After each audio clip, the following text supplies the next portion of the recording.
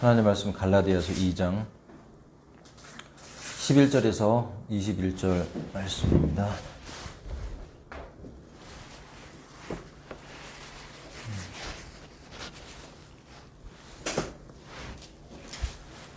갈라디아서 2장 11절에서 21절 말씀 한 절씩 교독하겠습니다.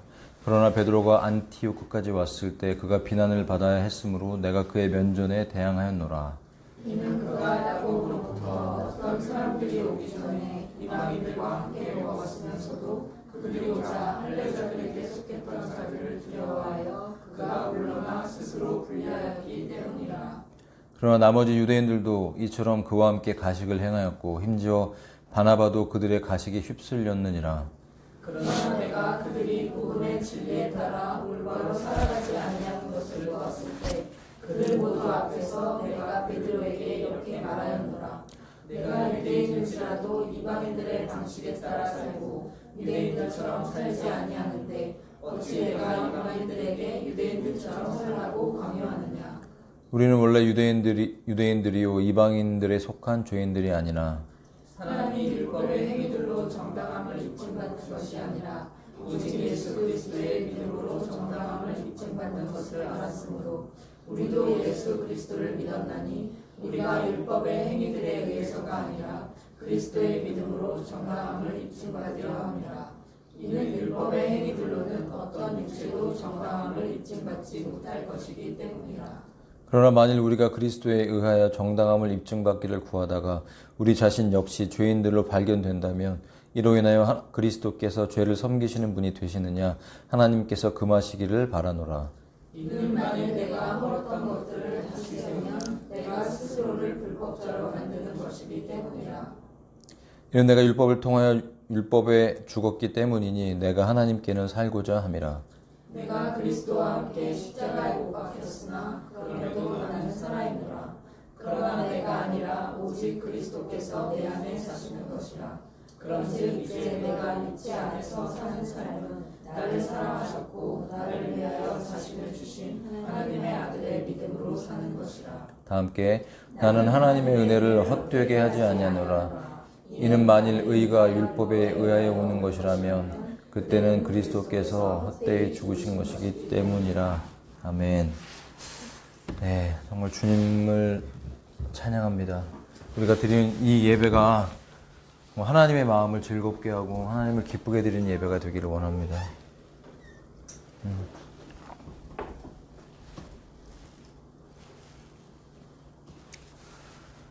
네, 오늘 이 본문 중에서 갈라디아서 2장 20절 말씀 너무나 유명하죠. 오늘 번역은 좀 다릅니다만 이 본문의 의미를 잘 이해할 때 그리고 정말 이 말씀대로 살려고 몸부림침이 있어야 된다고 저는 생각을 합니다. 왜냐하면 우리가 자꾸 잊어버리기 때문이죠. 하나님의 아들의 여기는 본문에는 20절에는 하나님의 아들의 믿음으로 사는 것이라 킹제임스는 그렇게 나와 있습니다. 다른 번역들은 하나님의 아들을 믿는 믿음 안에 하는 것이라. 제가 킹제임스가 완벽하지 않다고 말씀드렸죠. 어떤 번역이 더 맞는지는 우리가 정확하게는 알 수 없지만 하나님의 아들을 믿는 믿음 같은 거라고도 할 수가 있어요. 하나님의 아들의 믿음이 들어온다는 건 아들의 생명이 내 안에 들어와서 우리가 그렇게 믿어진다는 의미가 분명히 있을 것입니다.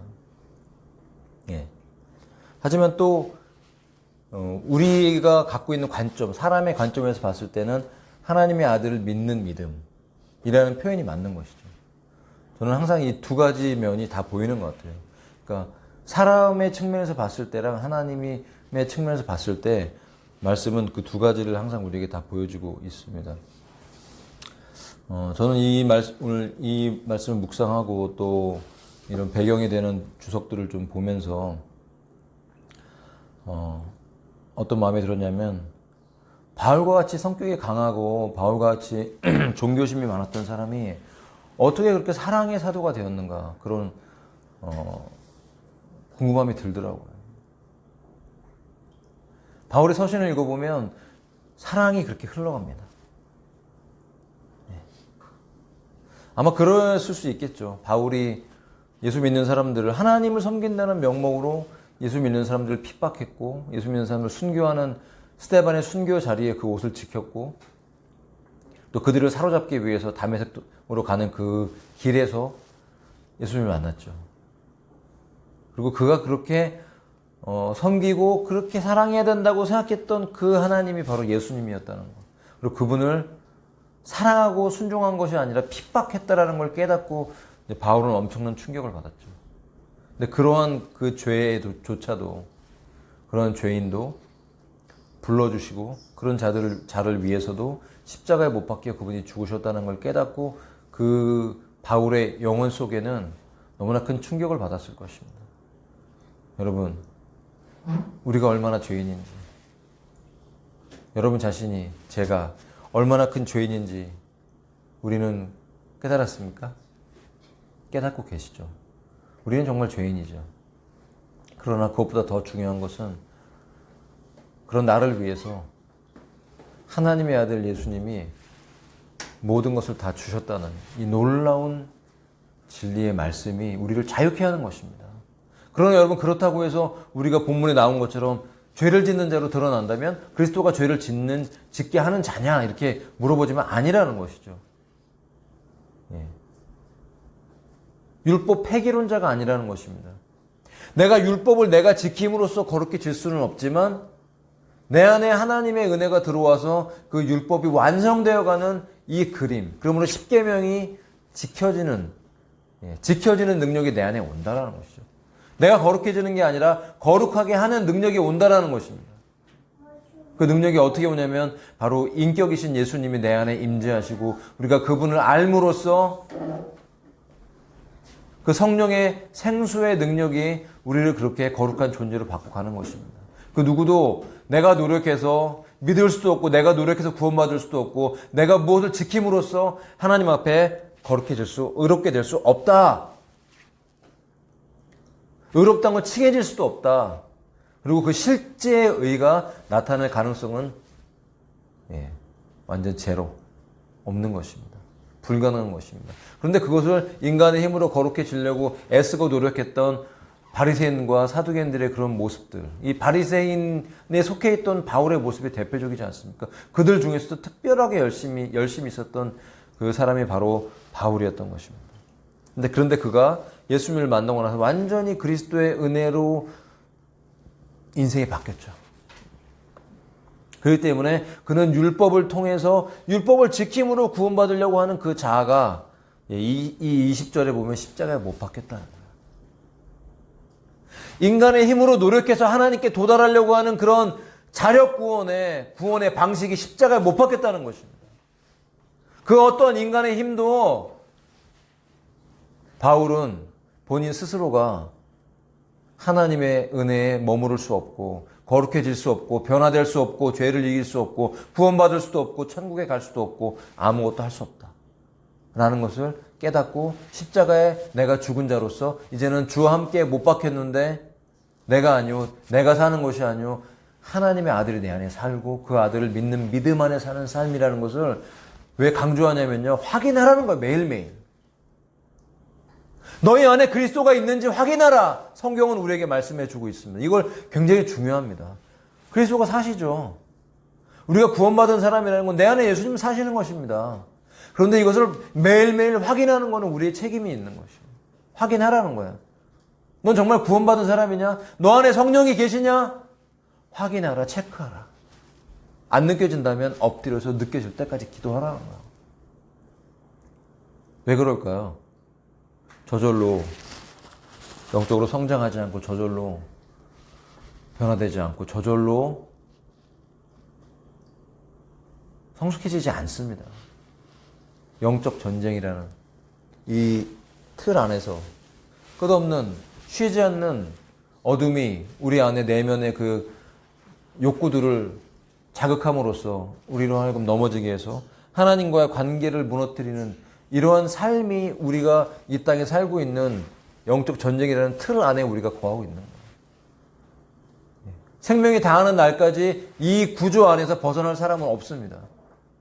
그렇기 때문에 이것을 깨닫고 매일매일의 삶 속에서 확인해서 내 안에 주님이 충만함이 내 안에 계심이 확인되어지고 그분을 느끼고 경험하고 그분과 교제하면서 걸어 나갈 때 변화가 일어나고 주님과 함께 육이 점점점 죽어지면서 거룩함의 열매들이 드러나면서 하나님의 임재가, 그분의 왕국이 내 안에 세팅이 됩니다.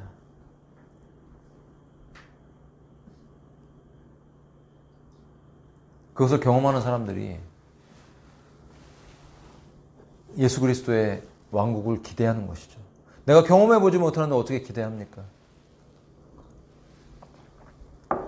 참 마음이 아픈 것은 많은 사람들이 교회 안에 종교인으로 머물고 있다가 주일날 구원에 대한 갈망은 있어서 구원받기를 원해서 교회 안에서 예배 한 번으로 머물러 있다가 코로나가 터지면서 인터넷 예배를 드리다가 이제는 완전히 떨어져 나갔어요. 그런 욕구조차도 사라졌어요. 양심이 무뎌질 뿐만 아니라 화인 맞은 상태로까지 들어가면서 내가 죄인임도 깨닫지 못하고 일주일에 한 번 간신히 드리던 예배조차 못 드리면서 교회에 떨어져 나간 사람이 너무나 많아요. 어떻게 해야 됩니까?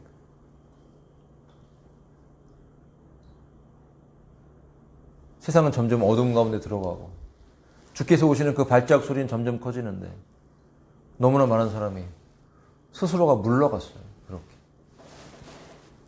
그러나 오직 의인은 믿음으로 말미암아 사는 줄로 믿습니다.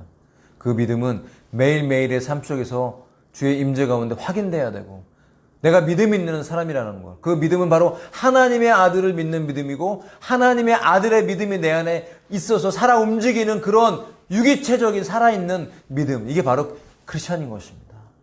생명이 있는 사람인 것입니다. 여러분, 하나님께서 우리에게 허락하시는 모든 믿음의 삶을 여러분 살아있는 믿음과 특별히 사랑 가운데서 행하시기를 축복합니다. 사랑의 감동. 사랑이 안 느껴지실 때 기도하셔야 돼요. 저는 부끄럽지만 제가 그걸 자랑하겠습니다. 제 안에 사랑에 대한 갈망.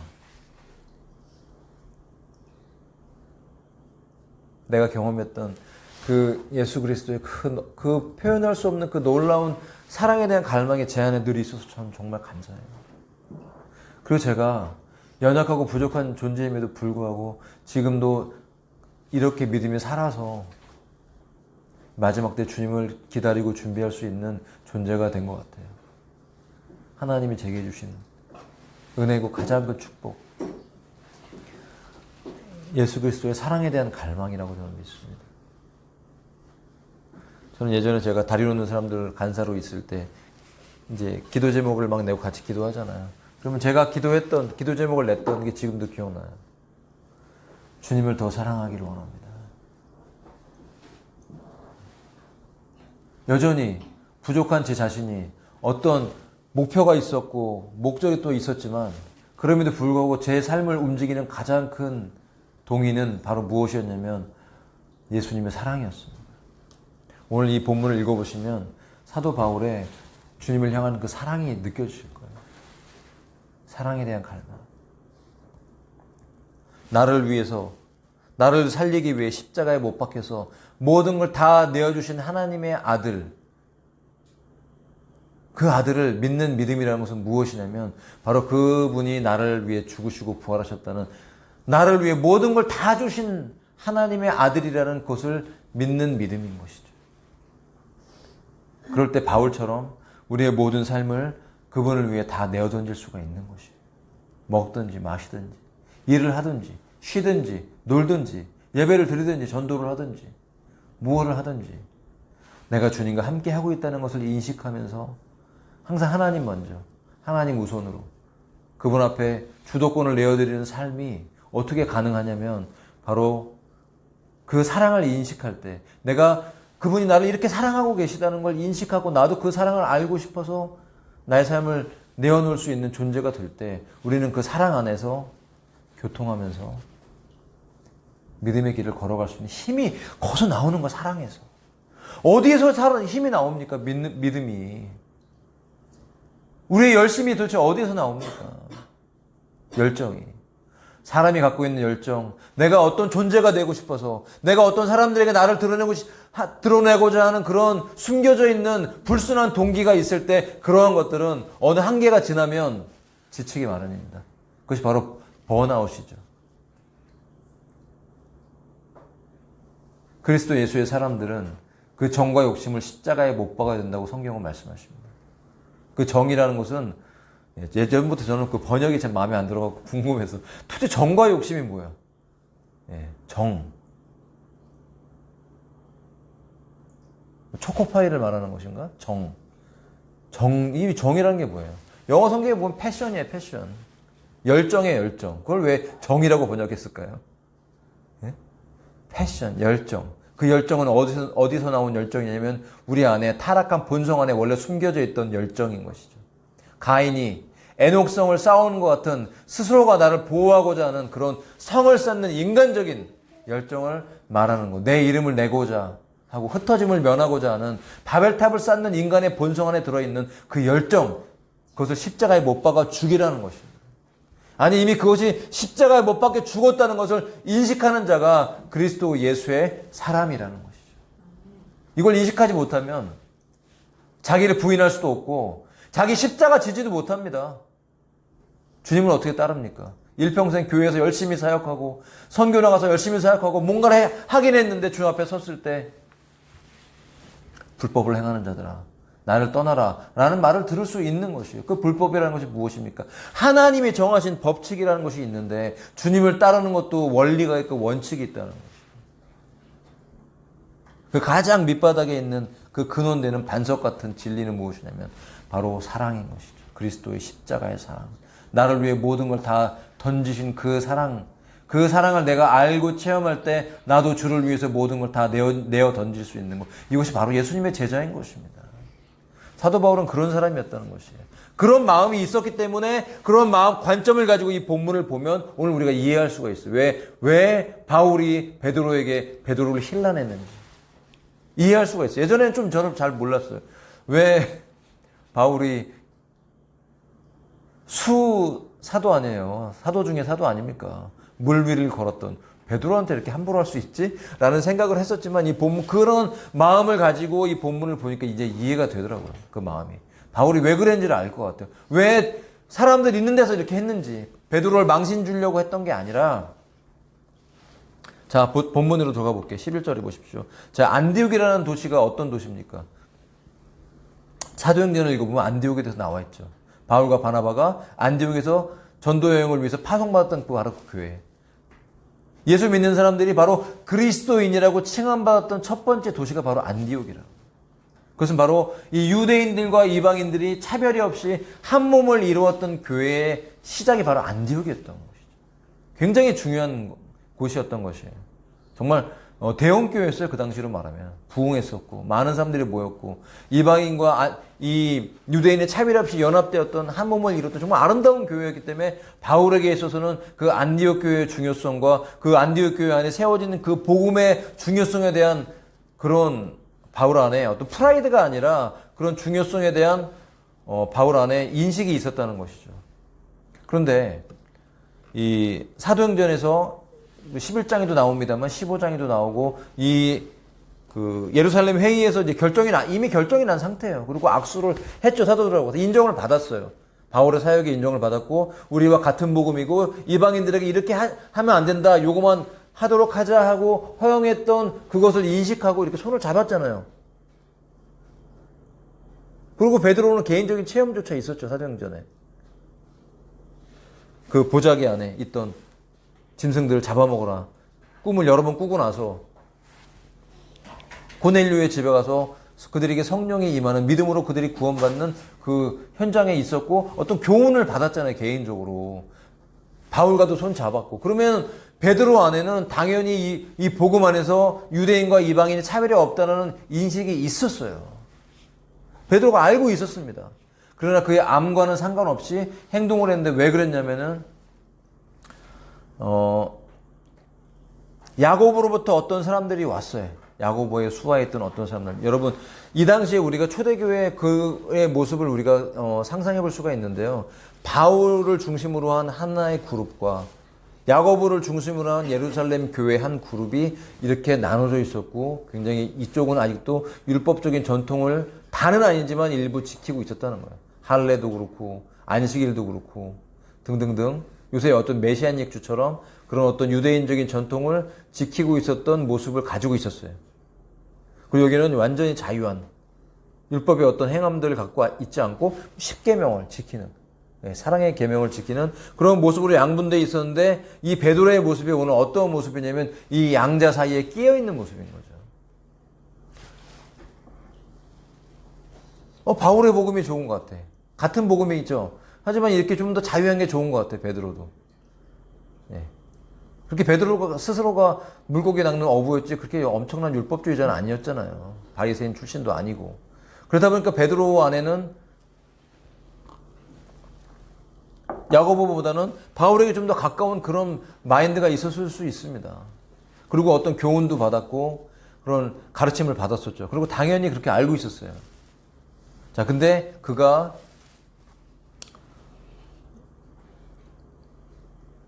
이 안디옥에 와서 식사를 하고, 식사뿐만이 아니죠. 이 이방인들과 교제를 하는데 여기에는 지금 단 하루에 나와 있는 사건이라고 보여지지만 그렇지 않고 여러 날에 걸쳐서 애찬도 있었고 그런 좀 더 영적인 의미를 갖고 있는 식사를 의미하는 거예요. 단순하게 밥 먹는 걸 말하는 게 아니라 성도의 교제가 있다. 그리스도 안에서 연합된 그런 교제가 있었어요. 그들을 받아들이고 서로 용납하고, 우리가 좀 다르고 유대인이고 이방인이고 좀 다르지만 율법적인 부분들의 차이가 있지만 우리는 믿음 안에서 하나고 여러분의 구원을 인정합니다라는 그런 의미에서 이 식사가 있었다는 의미거든요. 근데 야고보로부터 어떤 사람들이 왔을 때 이제 베드로 안에 생겨난 마음이 있었죠. 무엇이었을까요? 사람에 대한 두려움이었던 것입니다. 자, 베드로가 사도 중에 사도인데, 사도 중에 12사도 중에 그 밑에 있던 일반적인 사도라고 일컫던 야고보가 예루살렘 교회의 회의의 의장이었던 것은 예루살렘에서 야고보의 입지가 엄청나게 셌다라는 것을 의미합니다. 그리고 야고보와 함께 있던 그 사람들이 안디옥에 왔을 때 그 시선을 의식한 거죠. 내가 사도로서의 입지가 흔들리지 않을까? 혹시 예루살렘에 가서 나에 대해서 잘못 말해서 내가 갖고 있던 어떤 존경받는 위치가 공격받지 않을까라는 그런 두려움, 순간적인 두려움이 베드로에게 생겨났을 수 있다는 것입니다. 이것이 무엇입니까? 베드로라는 이름과 어울리지 않는 그의 연약함이지 않습니까? 개발하는 반석이라는 이 이름, 예수님이 지어주신 이 이름은 영적인 의미가 있습니다. 그의 믿음의 고백이 바로 그의 반석이고, 그의 반석은 바로 예수 그리스도인 것입니다. 그 자신이 아니라 바로 베드로 안에 있는 예수님이 그의 반석인 것입니다. 그가 초대 교황합니까? 천주교인들은 이 본문을 보면서 회개해야 됩니다. 그가 초대 교황이기 때문에 교황의 어떤 베드로의 무호성이라든지 무흠성, 그래서 교황이 홀리 파더라고, 거룩한 아버지고 신부의 아버지, 신부들 홀리 파더라고 칭해지는 그런 죄악과 교만함에 대해서 그들은 깨닫고 회개해야 됩니다. 사람은 연약합니다. 마리아도 죄인이고 사람들은 인간의 육신의 연약함이 있어서 그 누구도 믿음 안에 거하지 않고 예수님이 내 안에 충만하지 않으면 누구도 죄로 넘어져서 지옥 불구덩이에 떨어져도 불평할 것 없는 그런 존재라는 거예요. 오히려 베드로의 넘어짐이 여러분 우리에게 위로가 되지 않습니까?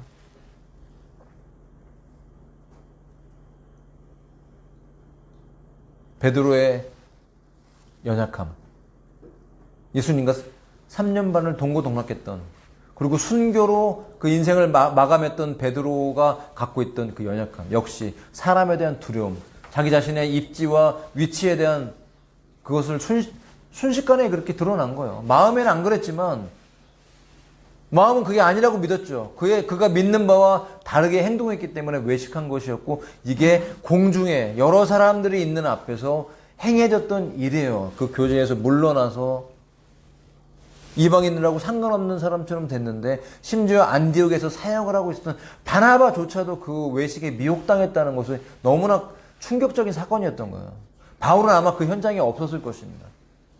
바로 일어났던 그 자리에서 얘기한 것이 아니라 없었을 것이고, 나중에 도착해서 그 사건을 듣고 나서 그들이 이방인들과 이렇게 분리되어 있는 그것을 현장에서 보고 나서 이제 바울 안에 이제 굉장히 큰 고통을 느꼈고 분노를 느꼈고 이것을 개인적으로 다룰 문제가 아니다.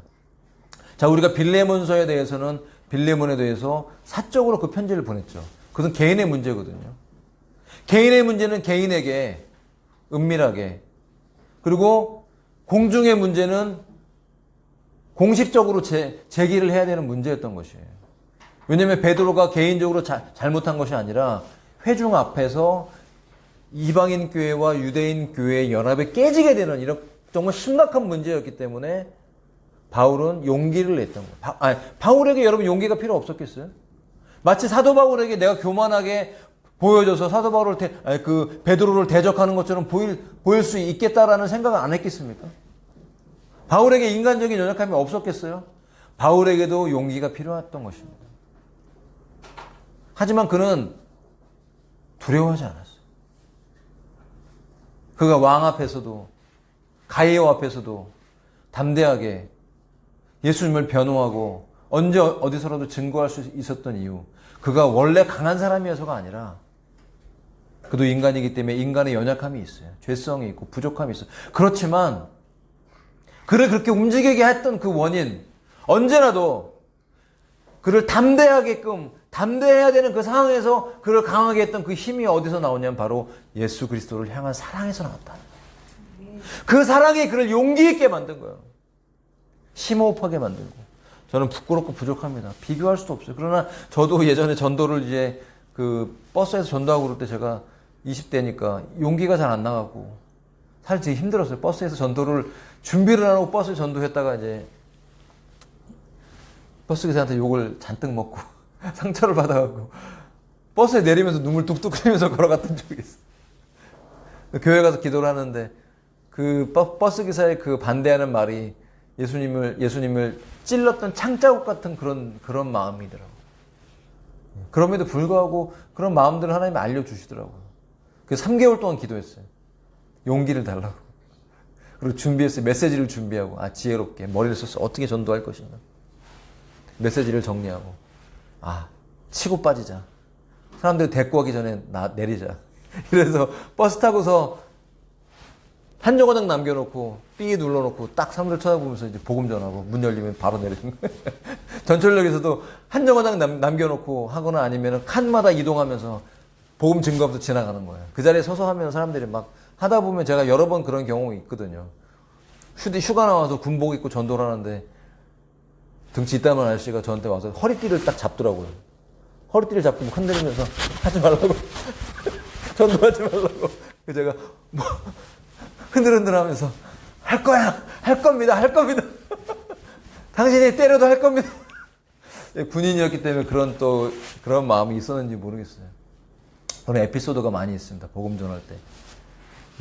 영어로 전도하고 싶었고, 영어 성경 막 외워갖고, 영어 사연 달달달 외워서. 전철만 타면 이제, 누구 외국 사람 없나? 어떤 흑인을 딱 만났어요. 나도 모르게 그때는 그 흑인한테 왜 그런 질문을 했는지 모르겠어요. 크리스찬? 그랬더니 갑자기 I'm 크리스찬 할렐루야 그랬더니 이따만은 흑인이 마동석보다 더 큰데 벌떡 일어나더니 전철에서 막 할렐루 막 찬양하고 해서 둘이서 막 마주보면서 너무 재밌었어요. 즐거웠어요. 하나님이 그런 기쁨들을 주시더라고요. 그 영혼들이 주 앞에 돌아올 때 다 할 줄 알아서 능력이 많아서 그런 것이 아니라 우리가 때로는 주를 위해서 용기를 내야 될 때가 있잖아요. 우리를 용기나게 하고 우리를 힘있게 하는 그 능력이 어디서 오냐면 바울과 같이 그리스도를 향한, 바로 바울의 첫 번째 인식은 예수님이 나를 위해 모든 걸 다 줬다라는 그 넘치는 사랑에 대한 자각과 인식을 경험했기 때문이고, 두 번째는 그 사랑에 대한 놀라운 바울의 반응으로 그 인생을 던졌기 때문에, 그가 죽음에 이르는 현장에서도 용기를 내서 그리스도를 증거할 수 있었던 것은 바로 이 동기가 사랑이었다는 것입니다. 그래서 오늘 베드로를 책망했어요. 그럼 베드로는 몰랐을까요? 베드로는 자기의 양심에서 책망을 이미 받았을 것이고, 바울로부터 책망을 받고 여기 베드로의 반응이 있습니까? 없습니까? 없죠. 아무 말도 할 수 없었어요. 사도 중에 사도가 책망을 받고 아무 말도 할 수 없었고, 오늘 이 갈라디아서의 그의 연약함과 악행이 여기 기록되어 있잖아요. 죄가. 예. 그래도 베드로는 겸손한 사람이었어요. 만약 베드로가 겸손한 사람이 아니었다면 사도 바울을 가만두지 않았을 거예요. 그리고 갈라디아서에 여기 기록이 되어 있잖아요. 이 망신당한 게. 이게, 여러분, 이 전 교회 이게 두루마리 책에 읽을 때마다 베드로의 악행이 나오잖아요. 죄가. 베드로가, 사도가 완전히 막 진짜 망신 다 당하고.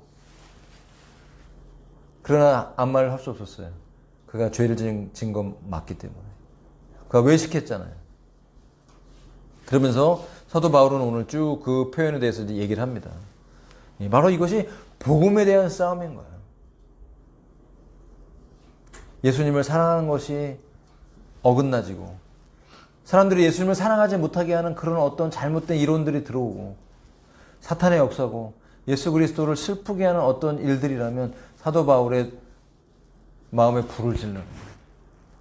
이런 사건들이 생길 때마다 바울을 잠잠하지 못하게 만들고 그를 용기 있게 만들어서 움직이게 하는 거예요. 왜 그럴까요? 바울은 바로 율법으로 행해서 구원받은 사람이 아니라 자기의 행함으로 노력으로 구원받으려고 했던 행위들이 십자가에서 주님과 함께 죽어버렸기 때문에 나는 이제 그런 방식을 포기했다. 내가 노력해서 의로워지고 내가 노력해서 구원받으려는 어떤 노력도 십자가에 못 박혔기 때문에 이제는 오직 믿음으로만 구원받습니다. 이제 믿음으로만 의롭다 칭함받습니다. 믿음으로만 거룩해집니다. 믿음으로만 은혜를 받습니다. 믿음으로 천국에 갑니다. 할렐루야. 믿음으로 휴거됩니다. 믿음으로 죄에서 이기고 믿음으로 마귀를 이기는 모든 걸 다 믿음으로. 어떤 믿음이냐? 하나님의 아들이 내 안에 살아있는, 내가 주와 함께 죽었고 내가 산 것이 아니요 내 안에 그리스도가 사신 것이고 그분을 믿는, 하나님의 아들을 믿는 믿음 안에 사는 그리스도의 믿음이면서 그분을 향한 믿음인 이 양면의 모습을 갖고 있는 이 믿음을 여러분 날마다 확인하면서 내 안에 주님이 살아계시다는 것을 여러분 점검하고 체크하셔야 됩니다. 예. 그래서 내 안에 하나님과 관계에 문제가 생겼거나 내 안에 어떤 불편함, 내가 그분을 느끼지 못하게 하는 어떤 껄끄러움이 있다면 빨리 엎드려서 그분 앞에 이거부터 해결해야죠. 이 관계에 문제가 생기지 않도록 해결해야죠. 그러면 우리는 언제 어디서라도 주를 위해서 내 인생을 다 드릴 수가 있는 것입니다. 먹든지 마시든지 무엇을 하든지 말든지 다 주님을 위해서 할 수 있는 존재로 바뀌어가는 그런 존재가 비행이 되는 것입니다. 그럴 때 우리의 삶에 하나님이 열매를 주셔서 보여지는 두잉도 있어요. 이게 바로 성경적인 행함이라는 것이에요. 믿음과 행함의 동전의 양면. 믿음이라는 것은 우리의 존재를 만들어가고 행함이라는 것은 우리의 그 믿음이 내 안에 있다라는 것을 입증해주는 표현 방식인 것이에요. 다른 말이 아니고 하나인 것입니다. 이 동전의 양면 같은 이런 믿음의 요소가, 신앙의 요소가 우리 삶에 있을 때 우리는 굴러가면서 양쪽이 바퀴가 같이 굴러가면서 건강한 믿음의 길을 걸어가는 거예요. 탈선하지 않고 가는 것입니다. 말씀을 정리해 보겠습니다. 네, 오늘 제가 이 본문을 통해서 함께 나누고 싶었던 것은 그 사랑에 대한 그리스도를 향한 바울의 사랑의 열정. 이것이 우리 교회 안에 있습니다. 여러분 지금 전도지도 그렇고 블로그 만들고 또 저도 책을 쓰고 계속 쓰고 있고 지금 한 100페이지 정도 됐습니다. 100페이지. 그래서 한 120, 30페이지 정도 더 나오면 이제 좀 다듬어야 되고 막 이제 그런 과정이 있어야 되겠죠. 예. 가능하면 좀 사람들이 읽기 쉽게 너무 어렵게 하지 않고 읽으면서 지금이 마지막 때구나. 이 코로나 사건을 터지면서 이 3년이 지나면서 이런 역사했던 사단의 모든 역사들과 하나님이 하셨던 일들 속에서 나 자신이 지금 어디 와 있나 깨닫고 준비하게끔 하는 그런 역할. 정말 예수님의 신부로서의 그 마인드와 자세를 깨닫게 하는 그런 이제 관점을 가지고 쓰고 있는데 여러분 계속 기도를 해주시니까 어쨌든 진도가 나가고 있습니다. 계속 기도해 주시고 이런 것이 일이 우리를 지치게 하지 않았으면 좋겠어요. 사랑이 우리의 동기가 되기를 바랍니다. 여러분 사랑이 충만하지 않으면 사람이 지치게 돼 있어요. 내 힘으로 하는 것은 하나님이 기뻐하시지 않습니다. 그러나 모든 상황에서 하나님의 일이라고 할지라도, 심지어 하나님의 일, 더 중요한, 모든 게 하나님의 일이지만 주의 복음과 관련된 모든 일들을 진행함에 있어서 우리는 가장 중요한 건 이제 예배죠, 예배. 전적으로 주님을 의지하면서 성령의 인도하심으로 하고 내 힘이 들어가지 않고 충만한 은혜로 감당할 때, 여러분, 우리는 예배를 인도한다고 말하잖아요. 우리가 어떻게 예배를 인도합니까? 찬양 인도자? 예, 사실 어울리지 않습니다. 우리는 다 예배자인 것이죠. 앞에 서 있는 사람이 물론 준비를 잘해야 됩니다만, 내가 진짜 찬양에서 찬양할 때 내가 예배로 들어가면 회중들은 알아서 은혜 받더라고. 근데 이제 예전에 보면, 이제 훈련 받을 때 보면 그런 얘기 많이 하죠. 뭐 예배 학교 가보면 탁 사람들 눈을 쳐다보면서 이 사람들이 예배로 깊이 들어갈 때까지 정신 바짝 차리라 그러면서 그런 걸 얘기를 하는데, 저는 맞는 부분도 있다고 생각이 들지만 그 근본은 그게 아닌 것 같아요. 내가 진짜 예배자가 되면 회중들은 알아서 은혜 받습니다. 내가 성령 충만하고 내가 주님과 영적 교통이 이루어지면, 저 말씀을 준비하고 말씀을 전할 때도 제가 영의 감동으로 하나님을 뜨겁게 사랑하는 마음으로 이것이 준비되어지면 예배 중에 흘러갈 거라고 저는 생각을 합니다. 우리 안에 우리의 영적 상태들을 다시 한번 점검하고 우리의 동기들을 점검하고,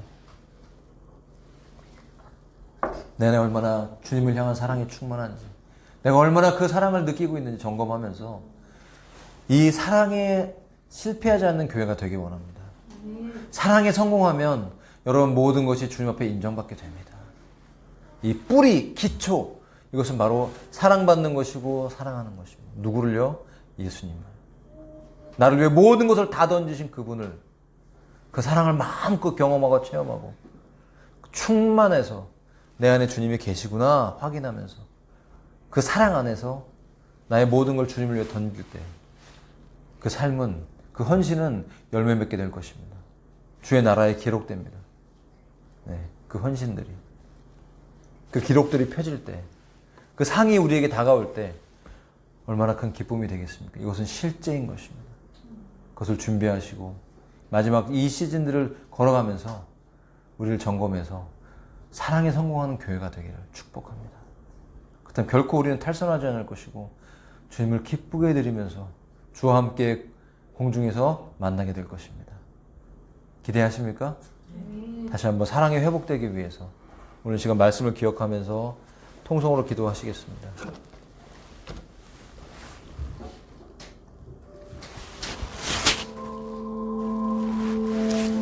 하나님 아버지, 감사와 찬양 올려드립니다.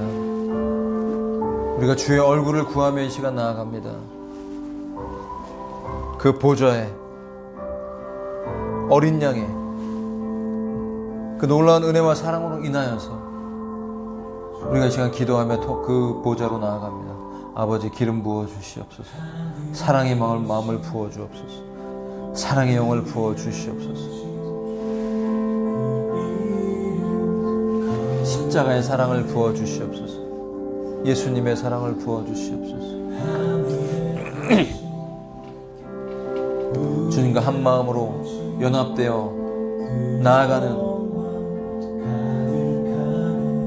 예수님의 신부들로 이 예배 가운데 다시 한번 회복되기를 원합니다. 성령님 임재해 주시옵소서. 운행하여 주시옵소서. 기도할 수 있게 해주세요. 아버지, 우리 가운데 있는 막힘들을 뚫어 주시옵소서. 아버지, 우리 몸 안에 피가 돌고 그 피가 아버지 막힐 때, 그 혈액이 순환되지 않을 때 우리의 건강이 어려워지는 것을 경험합니다. 우리의 영적인 혈액이 돌게 해 주옵소서. 우리 영혼 속에 어린 양의 보혈이 돌게 해 주옵소서. 흐르기 원합니다. 그 피가 흐르기 원합니다. 그 생명수가 흐르기 원합니다. 정결하게 해 주옵소서. 씻어 주옵소서. 우리 내면의 모든 더러움과 찌꺼기들이, 모든 오염들을 그 보혈로 덮어 주시옵시고 정결케 해 주시길 원합니다. 주님 안에서 하나 되기 원하며 연합되기 원하며 주님 알기 원합니다. 그 나라의 통치가 경험되기를 원합니다. 성령의 충만함으로 역사해 주시길 원합니다. 그 피로 덮어 주시옵소서. 주께서 오실 날이 준비되는, 주님의 오실 날이 가까워지는 이 시기에 아버지, 우리가 말씀을 전하고 주의 이름을 증거하고 사람들 가운데 정말 각성시키는 예수 그리스도를 만나도록 준비시키는 구원과 회복을 이 땅 가운데 전파하고 예수님을 증거하는 교회가 되기 원합니다. 힘을 주시옵소서. 역사해 주시옵소서. 이 시간 성령께서 임재하심으로 우리의 영혼이 힘을 얻게 하시고 회복되기를 원합니다. 임재해 주시옵소서. 성령 하나님, 부어 주시옵소서. 그 사랑의 놀라운 충만함으로 예수님의 사랑을 더욱 깊이 깨닫고 내가 얼마나 사랑받고 있는지를 깊이 깨닫고 주의 손을 붙잡고 걸어나가는 인생이 되기를 원합니다. 내가 아니요 나와 함께 하신 하나님의 은혜이며 아버지, 나를 위해 죽으시고 십자가에 죽으시고 부활하신 하나님의 아들을 믿는 믿음 안에 살아나가는, 그래서 그러므로 말미암아 무엇을 하든지 먹든지 마시든지 살든지 죽든지 무엇을 하든지 다 주를 위해 할 수 있는 믿음이 되기를 원합니다. 하늘에서 이룬 그 뜻들이 우리의 삶에 이루어지게 하시고 우리 교회 가운데 이루어지게 하시며 아버지, 우리 가정 가운데 이루어지게 하시고 직장과 사업장에 이루어지기를 원합니다. 이번 주에 강력한 하나님의 통치가 경험되게 해주시옵소서. 치유와 회복들이 일어나기를 원합니다. 육신의 질고와 문제를 가지고 기도하고 있는 지체들의 삶에 아버지 역사해 주시고 주의 동일한 임재로 채워주시옵소서. 주의 나라 주의 영광이 임재해 주옵소서. 주님의 영광이 임재해 주시옵소서. 그 나라의 충만함을 경험하기 원합니다. 아버지, 그 보좌의 생명수가 터져나오는, 생수가 터지는 교회가 되기 원합니다. 아버지여, 한 영혼 한 영혼을 붙잡아 주시고 힘을 주시고 기도의 모든 응답이 떨어지게 해 주시옵소서. 할렐루야. 라바라라라라라라라라라라라. 주의 나라 주의 영광 임하소서. 할렐루야. 할렐루야. 라라라라라라라. 할렐루야. 라라라라라라라라. 십자가의 모든 것이 못 박혀 죽었음을 선포합니다. 주의 나라가 임하였음을 선포합니다. 할렐루야. 라라라라라. 성령님, 우리 영혼욕을 새롭게 해주옵소서. 리프레시하게 해주시옵소서. 씻어주시옵소서.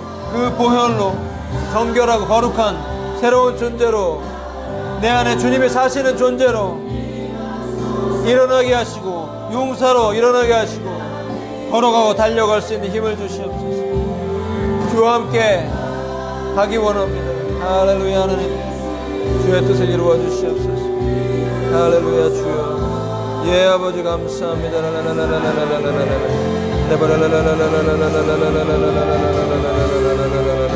할렐루야. 주의 영광을 받아주시옵소서. 주의 영광을 내려주시옵소서.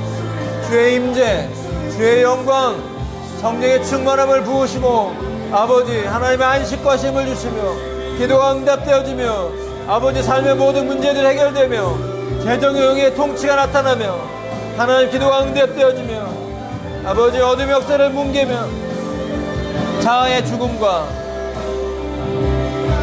그 우리의 믿음이 불붙는 생명으로 살아가는 교회로 세우시옵소서. 할렐루야.